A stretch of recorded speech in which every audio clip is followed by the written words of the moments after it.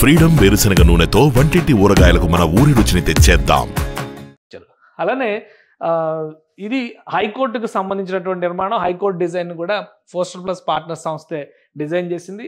7 అంతస్తుల భవనం ఇది. 7 అంతస్తుల భవనానికి సంబంధించి 788 కోట్ల రూపాయలు ఖర్చు అవుతాయని చెప్పని రాష్ట్ర ప్రభుత్వం అంచనా వేసింది. ఇది కొత్తగా వేసినటువంటి అంచనా.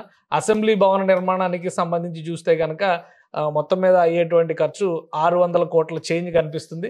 సో ఎక్కువ ఖర్చు అయ్యేది ఈ ఏపీ హైకోర్టుకు సంబంధించినటువంటి భవన నిర్మాణమే. పైగా హైకోర్టు 7 అంతస్తుల్లో చేయబోయేటువంటి నిర్మాణం. ఇది పూర్తి స్థాయి అవసరాలకు తగ్గట్టుగా, భవిష్యత్ అవసరాలకు తగ్గట్టుగా ఒక ఐకానిక్ భవనంగా దీన్ని నిర్మించారు. సో ఈ భవనంలో కూడా కొన్ని ప్రత్యేకతలు ఉన్నాయి.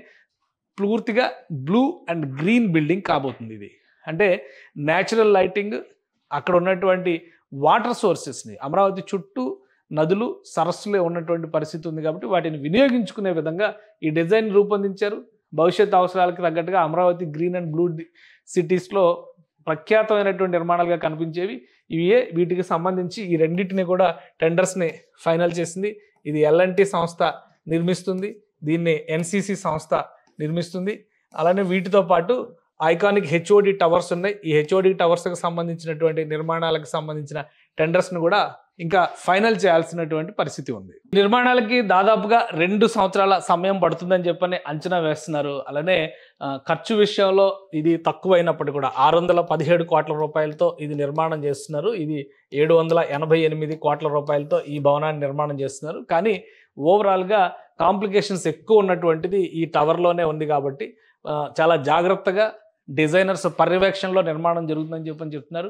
టెండర్స్ ఫైనల్ అయిపోయినాయి. ఎల్ఎన్టీ, ఎన్సిసి ఇందులో ఈ టెండర్స్ని దక్కించుకున్నటువంటి సంస్థలు.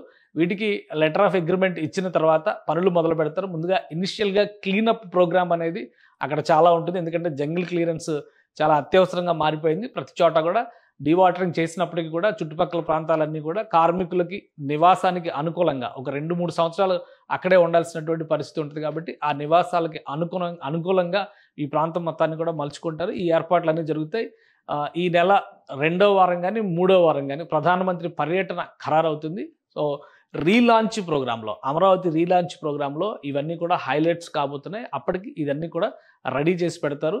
అలానే ఐకానిక్ టవర్స్కి సంబంధించి, అంటే హెచ్ఓడి టవర్స్కి ఏవైతే సెక్రటేరియట్ భవనాలు సీఎం ఛాంబర్గా మారబోతున్నాయో వాటికి సంబంధించినటువంటి టెండర్స్ కూడా మరి 1-2 రోజుల్లో ఫైనల్ అయ్యేటువంటి అవకాశాలు ఉన్నాయి. మొత్తం మీద ఇవి క్లియర్ అయితే అమరావతిలో మేజర్ టెండర్స్ అన్ని కూడా క్లియర్ అయినట్టుగానే మనం భావించవచ్చు.